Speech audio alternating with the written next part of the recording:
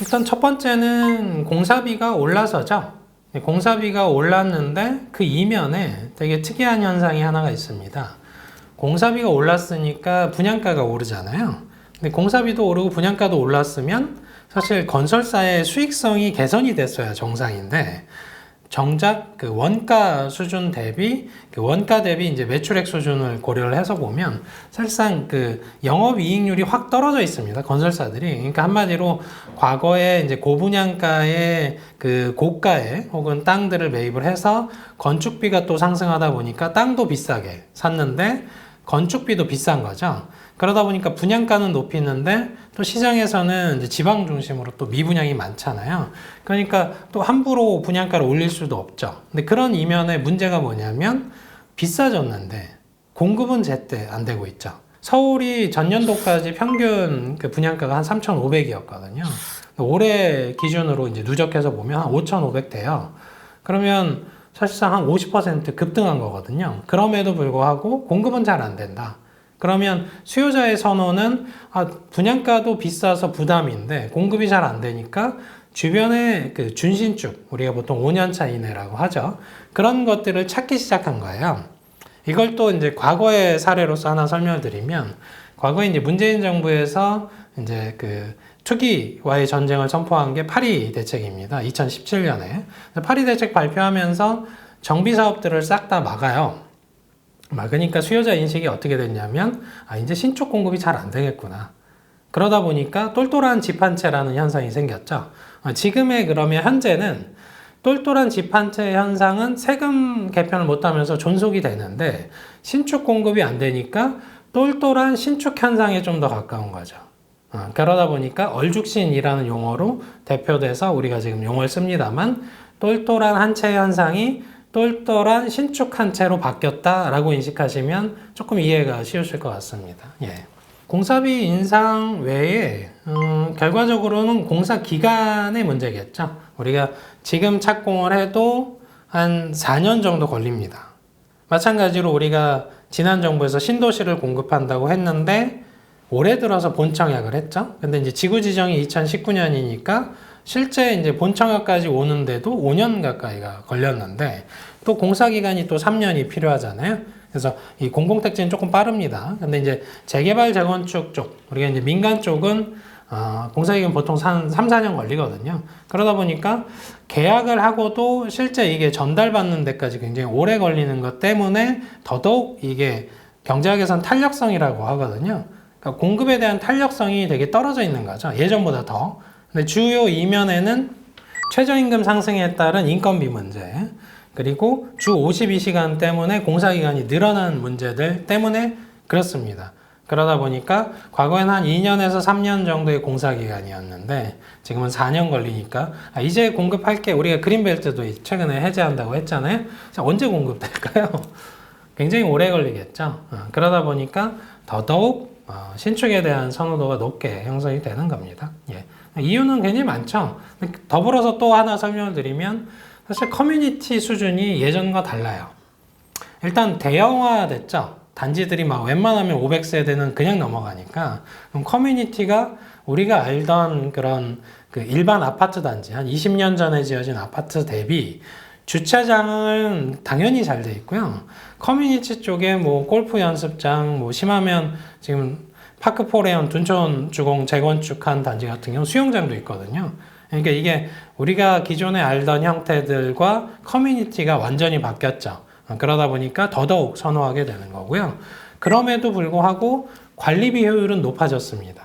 신축이. 그러다 보니까 가구당 이렇게 n분의 1 했을 때는 생각보다 관리비도 꽤 절감이 된다는 거죠. 그러니까 더더욱 수요가 쏠린 거죠. 예. 보시면 이제 변동률 기준으로 우리가 보통 비교를 합니다. 그래서 최근 한 1년 사이에 이제 변동률을 보면 서울이 한 7% 정도 올랐어요. 그 중에 이제 5년 차 신축을 보면 9.24% 올랐습니다. 서울 기준입니다. 근데 이제 10년 차 넘어가면 8.96% 올랐으니까 조금 낮아지죠. 그리고 이제 10년 초과는 이제 구축 범주로 이제 들어가기 시작하면 6.56% 올랐습니다. 1년 동안. 그러니까 한마디로 신축일수록 5년차 이내의 신축일수록 더 많이 오른 거죠. 요걸 2년으로 좀 더 확장해서 보면 서울이 2년 동안 전체적으로 물론 하락기를 좀 포함하다 보니까 조금 낮아지긴 합니다만 4.69% 올랐습니다. 근데 이제 5년차 신축으로 가면 7.20% 올랐거든요. 그러니까 평균보다 훨씬 많이 올랐죠. 그리고 이제 10년차 준신축으로 보게 되면 한 6.96%, 그리고 10년 초과하게 되면 4.06% 수준이 되니까 평균을 이끌고 있는 주체가 신축인 부분들을 바로 확인할 수 있고요. 요건 이제 수도권으로 확장해서 봐도 사실은 동일한 현상들이 나옵니다. 지금 수도권에서 1년 동안 5년차가 한 6.58%로 가장 많이 올랐고요. 그리고 2년 동안은 한 2.59% 올랐는데 그 사이에, 그러니까 수도권 기준으로 한번 보시면 수도권이 2년 동안 이 하락기를 포함하고 있어서 그런지 0.41% 올랐습니다. 거의 강보합 수준이죠. 근데 이제 5년차 이내의 신축은 2.59% 올랐으니까 조금 훨씬 많이 오른 거죠. 상대적이지만. 그리고 이제 10년차 준신축은 1.36% 올랐고, 거기 이제 10년 초과를 보시면 마이너스 0.40%입니다. 그러니까 한마디로 구축으로 갈수록 수요자 선호도가 떨어지면서 그 수요들이 빠지는 것 때문에 가격, 그 하락기에도 좀 더 취약했고, 상승기에는 또 신축이 더 많이 올랐고, 이런 것들을 저희가 변동률 상에서 바로바로 확인할 수가 있는 겁니다. 예, 물론 이제 모든 지역이 신축과 구축 사이에 편차가 발생합니다. 다만 우리가 이제 단순하게 보시면 가장 비싼 지역은 어디죠? 서울이잖아요. 그럼 서울이 가장 편차가 많이 벌어지게 돼요. 덩어리 가격이 일단 비싸니까. 그래서 그걸 한번 비교를 해드릴게요. 서울 그 전체적으로 봤을 때 2021년에 13억 6천 정도 했었거든요. 그리고 이제 현재는 한 13억 7천 정도 합니다. 그래서 살짝 올랐죠. 그래서 2021년을 왜 비교해 드리냐면 2021년이 과거 고점입니다. 그래서 현재 서울은 과거 고점을 이미 다 회복을 해버렸어요. 평균적으로. 그래서 2024년 현재 이제 5년차 이내 신축을 보시면 18.8억 호단가입니다. 가구당 가격 평균적으로. 그리고 이제 그 10년 초과하는 이 약간 구축이죠. 그런 게 12억 9천이니까 보시면은 한 6억 가까이 차이가 나잖아요. 그래서 6억 원 정도의 편차가 유발되는 곳들이 서울이다. 이렇게 볼 수가 있고요. 반면에 이제 수도권을 또 한번 보시면 수도권 전체가 현재 2024년 현재 8억 2천입니다. 8억 2천이고 그리고 5년차 이내에 그 신축이 8억 8천. 그리고 10년 넘어가는 게 7억 9천이니까 한 1억 원 정도의 편차를 보죠. 그러니까 한마디로 수도권 혹은 지방광역시 이렇게 확장을 하셔도 신축과 구축 사이의 그 편차가 가장 큰 건 서울인데, 그러면 서울에서 왜 이렇게 편차가 크게 나냐? 서울이 공급이 잘 안 되고 있어서 그렇습니다. 희소성이 더 크다는 거죠. 근데 여기서 한 가지 이제 용어를 좀 순화를 해드리면, 공식적으로 우리가 이제 신축이라는 표현을 쓰긴 합니다만 법에서 정한 용어가 없습니다. 그래서 부동산에서 신축은 이걸 얘기하는 거야 라고 정의한 게 없잖아요. 그래서 우리가 임의로 입주한 지 5년 된 걸 신축이라고 하자라고 그냥 어떻게 보면 암묵적 합의가 된 거죠. 예. 그리고 10년 차 이내를 준신축이라고 부르자. 이렇게 암묵적으로 합의를 한 거고. 그리고 이제 10년 차가 넘어가면 그러면 구축이냐? 그것 좀 애매한 게 있습니다. 구축이라 하면 재건축 들어가고 이래야 좀 구축이라는 표현이 어울리잖아요. 그럼 재건축 연한의 기준이 30년이니까 30년 넘어가면 뭐 재건축 혹은 노후 아파트 이렇게 표현해도 무리가 없죠. 근데 문제는 10년 차가 넘어가서 20년 차 사이에 있는 걸 이거 구축이라고 표현해야 되냐라고 하면 조금 애매한 게 있고요. 그러면 6년 차가 되면 이건 또 그러면 준신축이냐? 그건 좀 애매한 게 있다는 거죠. 다만 구분할 때 저희가 이제 시세상에서 5년차, 10년차, 10년차 초과 이렇게 구분을 하다 보니까 이렇게 설명을 드립니다만, 눈으로 볼 때는요, 10년차 이내는 다 신축처럼 보입니다. 봤을 때. 예. 최근에는 이제 관리가 좀 잘 되는 편이라서. 그리고 이제 아파트 특징이 설사 한 11년 차가 돼도 도색을 한번 새로 하게 되면 신축처럼 보입니다. 그래서 어떻게 보면 시장에서 제가 이렇게 그 단지들을 봤을 때는 15년 차까지는 뭐 크게 뭐 신축 범주를 너무 벗어났다 이렇게 볼 정도로 뭐 그렇게 나쁘진 않습니다. 뭐 거래량과 관련된 질문들이 있었는데, 그래서 사실 보시면 우리가 거래량을 신축과 구축으로 구분하는 형태는 사실 의미가 그렇게 크진 않습니다. 예를 들어서 우리가 재고 물량에 따라서 거래량을 보는 게 원래 정상적이거든요. 근데 이제 서울 쪽에 보시면 절반 이상이 이제 30년이 넘어가고 있어요. 그리고 이제 20년 이상으로 가면 막 60%, 70%가 20년 넘어가거든요. 무슨 얘기냐면 구축이 훨씬 많죠. 근데 예를 들어서 그 올림픽 파크 포레온처럼 12,000세대가 확 입주하면 그 아파트 단지에서 이제 조합원부는 거래가 되니까 그럼 그런 거래들이 늘어나잖아요. 그러면 사실 거래량이라는 것들을 구축, 신축을 구분해서 뭐가 더 많다, 적다는 사실 중요한 건 아니고 그 단지, 그 아파트 단지에서 총량, 세대수가 어느 정도 되는데 그 중에 몇 세대가 일반적으로 1년에 거래된다. 이걸로 비교하시는 게, 그러면 이게 단지 봤을 때 이걸 보통 거래 회전율이라고 하거든요. 그래서 재고 물량 대비 얼마나 시장에서 회전하고 있냐 이런 걸로 평가를 하는데, 신축 구축 구분보다는 단지 세대수 대비 얼마나 거래되고 있나 이걸로 보시는 게 좀 더 명확할 것 같고요. 덜어는 이런 케이스도 있습니다. 우리가 토지거래 허가구역으로 묶여있는 지역들이 있잖아요. 용산 같은 데들, 혹은 목동 같은 데들, 혹은 강남 일부 지역이 이제 묶여있거든요. 압구정 같은 데들. 그러면 그 묶여있는 지역은 거래 총량이 줄어요. 토지거래 허가구역 때문에. 그래서 신축, 구축 불문하고 거래 총량이 줄니까 또 그런 형태로 봤을 때는 또 신축과 구축을 굳이 구분해서 이게 거래량이 이게 많다 적다로는 확인이 안 되고요. 또 거래량이 반드시, 물론 거래량은 가격과 좀 연동돼서 움직이는 건 사실인데, 토지거래 허가구역에서 보시면 거래량이 적어졌다고 해서 또 가격이 빠지는 건 반드시 아닙니다.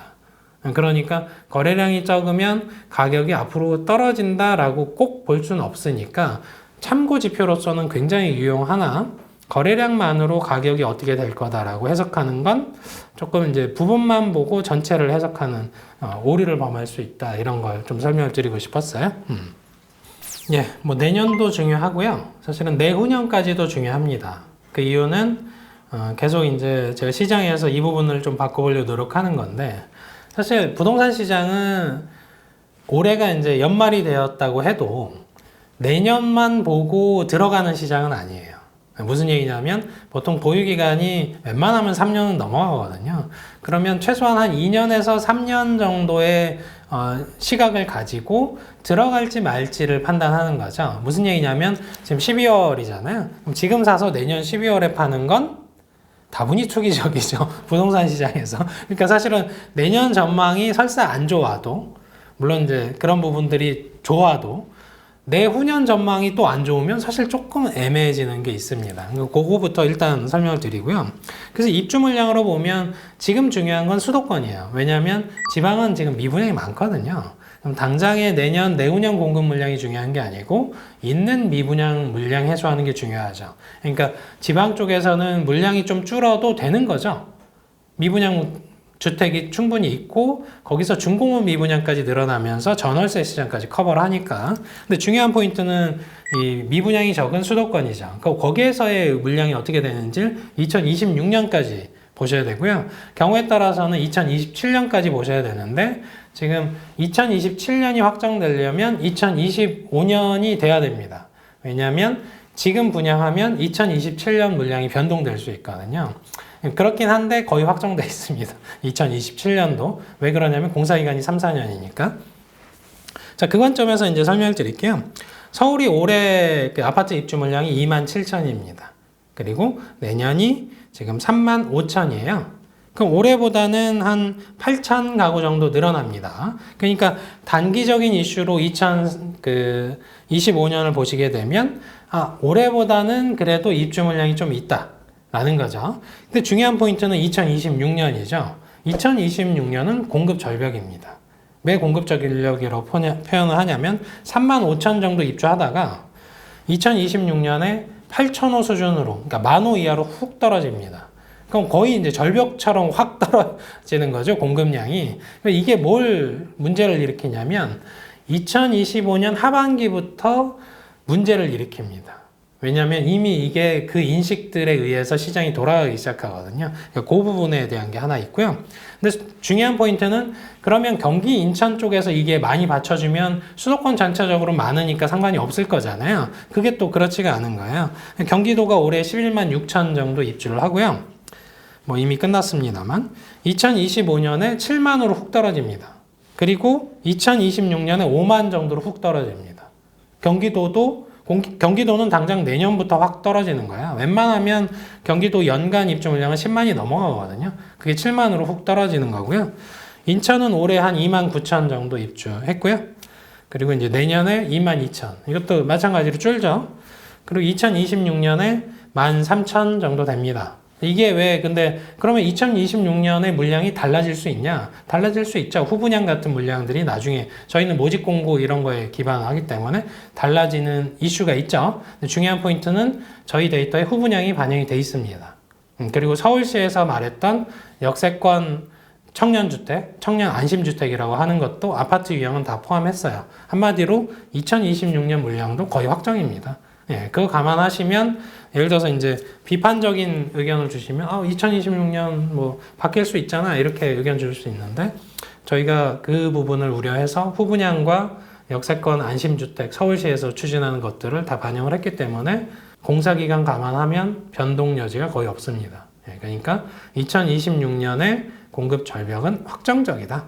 예, 이건 정부가 힘을 아무리 써도 혹은 서울시가 아무리 힘을 써도 바꿀 수 있는 이슈가 아니다. 그래서 정부와 서울시가 신경 써야 되는 건 2027년 물량에 많아지게 하는 효과를 2026년의 문제점들을 2027년으로 커버해야 되는 거죠.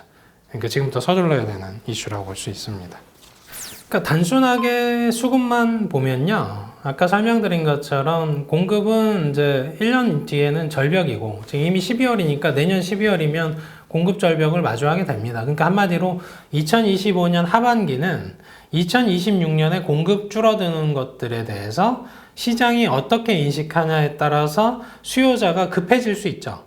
확 줄어들 테니까. 그러면 2025년에 있는 이 3만 한 5천 정도 되는 이 물량으로 그 시장이 전월세 물량과 매매 시장 이런 것들을 신축 수요가 쏠려 있는 것들을 커버를 해야 되는데 그게 여의치가 않습니다. 생각보다 여의치 않고 그리고 지금 정부가 이제 대출 규제한 부분들 이런 부분들이 수요를 찍어 누르긴 했는데 결국 이렇게 찍어 눌린 수요가 어디로 가는지를 또 판단을 해야 되거든요. 이건 주변으로 퍼집니다. 우리가 이제 금리 때도 한번 겪은 부분들이 그건데 금리가 올라서 우리가 수요자가 갑자기 사라졌죠. 사라진 건가요? 뒤로 밀린 건가요? 뒤로 밀린 겁니다. 사라지는 게 아니에요. 근데 이걸 마치 살 사람은 다 샀어 이런 표현들을 하시는 분들이 있는데 살 사람들이 의사결정을 뒤로 밀었던 거죠. 그러다가 올해 들어서 갑자기 마음이 급해졌죠. 왜 급해졌냐면 전세 가격이 1년 이상 올랐거든요. 그리고 월세 가격은 뭐 사실 떨어진 적도 없습니다. 최근 한 3년 사이 급등세였고요. 그러다 보니까 거기에 이제 분양가, 신축 분양가가 쭉 올라가잖아요. 그러니까 이게 실수요자가 양 사이드에 갇힌 겁니다. 갇히다 보니까 구축 쪽에 가서 거래 유인 효과가 생긴 거죠. 그래서 정부도 어떻게 보면 규제 완화적인 이제 대출 규제들을 하고 있었으니까. 그러다가 이제 가계부채가 폭증하고 거래량이 이제 폭등하니까 결과적으로 정부가 이제 대출 규제라는 걸 이제 8, 9월부터 본격적으로 도입을 했던 거죠. 그래서 내년에 지금 시장을 여쭤보셔서 이렇게 좀 멀리 돌아와서 설명을 했습니다만 내년에 시장을 지배하는 건 풍선 효과로 보고 있습니다. 대출 규제에 의해서 찍어 눌린 수요가 여기저기 퍼지는 거죠. 사라지지 않는다라고 표현한 게 그겁니다. 그래서 전월세 시장에 가서 불안하게 만들 때고 혹은 중저가 시장, 내가 10억 원짜리를 사러 가려고 했는데 대출 규제가 들어오면 포기하는 사람은 전월세, 포기 안 하면 8, 9억으로 가겠죠. 8, 9억을 사려고 갔는데 대출이 훅 들어서 못 사면 5, 6억 원으로 가겠죠. 그렇게 바뀝니다. 수요가 분산됩니다. 이쪽 저쪽으로. 그러면서 중저가를 자극하는 게 내년으로 보이고요. 그래서 이미 그 고가 지역들은 다 회복을 했는데 그쪽은 가격 부담도 있는 데다가 대출 규제까지 들어오면서 가격이 상대적으로 좀 약세를 보일 가능성이 있는데 중저가는 좀 다른 문제입니다. 그러니까 그 부분들을 어떻게 인식하시고 가냐가 중요하고, 그러면 전월세 시장은 그럼 안정적이겠냐? 아니라는 거죠. 그리고 그럼 분양가는 떨어지겠냐? 여전히 아니라는 거야. 그러다 보니까 내년 시장도 사실은 올해만큼 불안할 가능성이 크다. 지금 보시면 올해 이제 불안하게 느낀 건 서울이잖아요. 경기 인천권역은 그렇게 오름폭이 크지 않아요. 서울도 사실 그렇게 오름폭이 크다라고 볼 수 있는 수준은 아닙니다. 근데 이제 경기 인천을 보시면 한 3%, 2% 올랐거든요. 이 정도면 사실은 강보합 수준에서 시장이 움직인 건데, 내년부터는 오히려 이제 경기 인천권역을 좀 눈여겨보시는 게 오히려 틈새 시장으로서는 더 유효하다 보고 있습니다. 예. 분양 물량이 보통 그해 연말에 확정이 됩니다. 그래서 건설사들도 저희가 30개 건설사, 상위 건설사를 중심으로 조사를 하는데, 아직까지 건설사도 자체적으로 확정이 안 돼 있으니까 사실 저희가 집계하는 형태로는 더더욱 확정이 지금 안 돼 있고요. 다만 보통 연간 물량의 평균치를 설명을 드리면, 그래서 2021년부터 한번 설명을 드리면 그때 38만 가구 정도가 전국적으로 분양을 했고요. 거기서 서울이 10,000 가구 정도 분양을 했습니다. 그리고 2022년에 36만 가구 분양을 했고요. 그리고 서울이 거기서 26,000 세대 정도 분양을 했습니다. 그리고 작년이죠. 작년이 21만 가구가 분양을 했고요.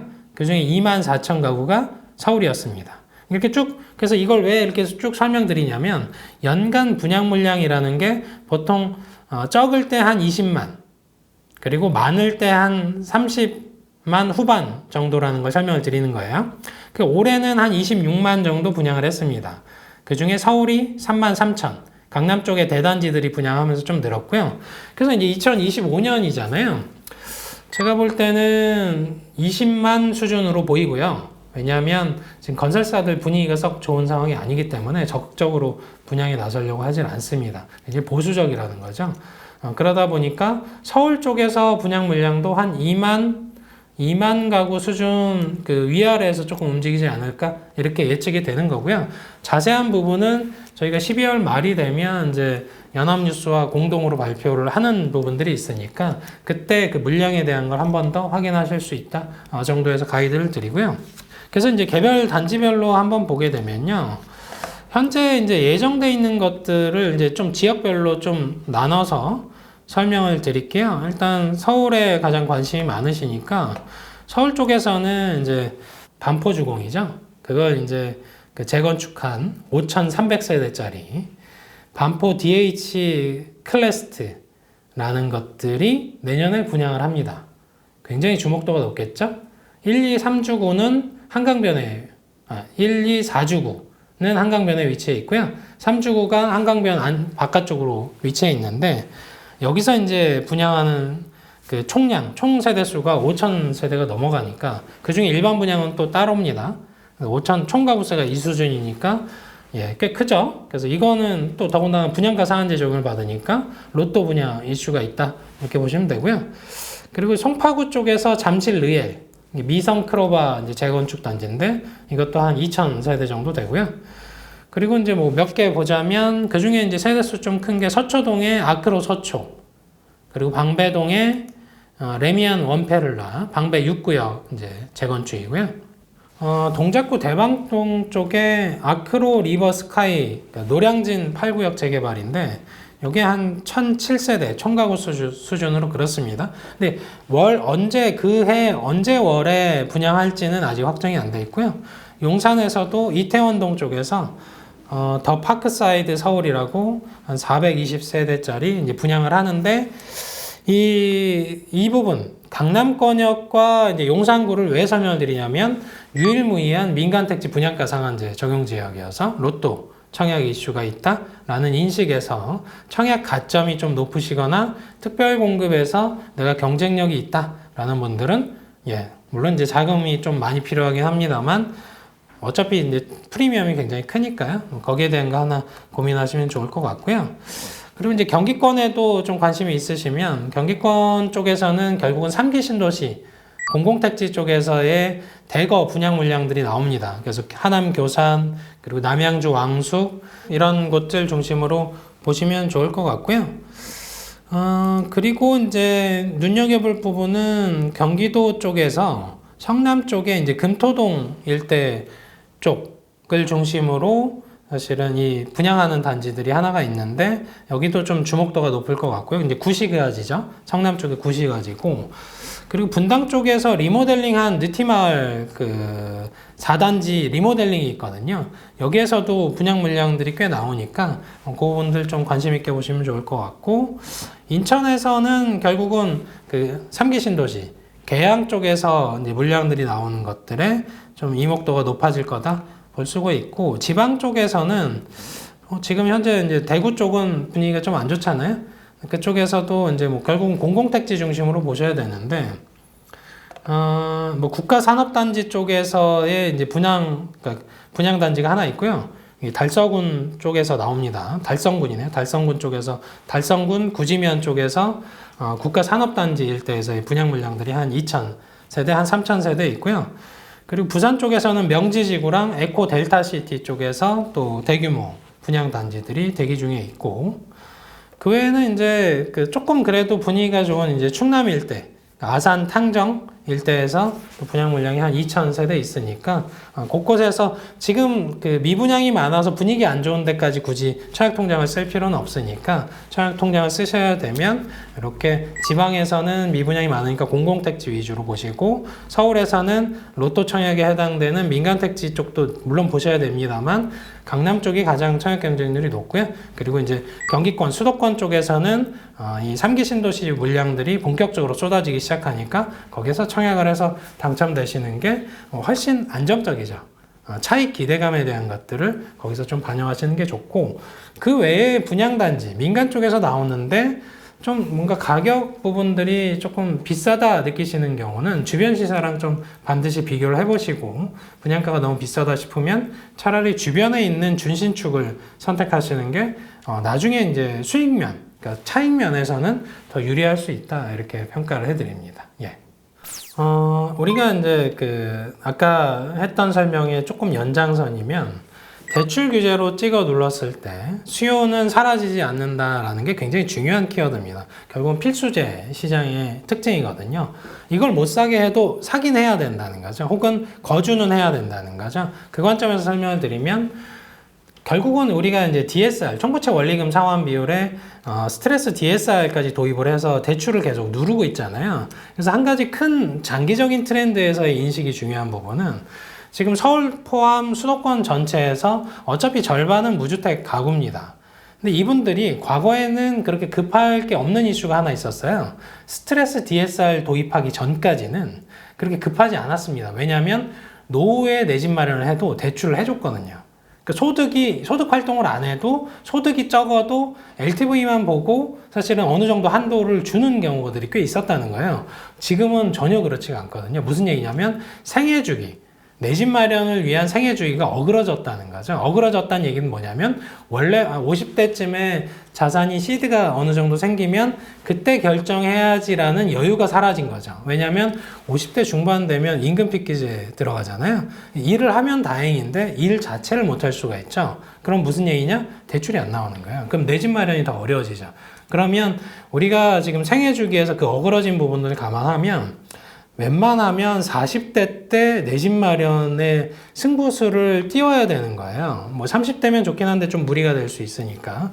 그러면 그 관점에서 보시면 사실은 수요가 생각보다 앞으로 당겨지고 있어요. 당겨진다는 얘기는 뭐냐면 결국은 본인이 가지고 있는 자산 그리고 본인이 가용할 수 있는 소득 수준에서 원리금 부담 수준에서 감당 가능한 가장 좋은 걸 찾는 대체재 시장이 어디냐를 계속 치열하게 고민하셔야 되는 거죠.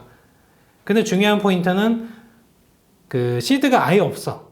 근데 소득은 있어.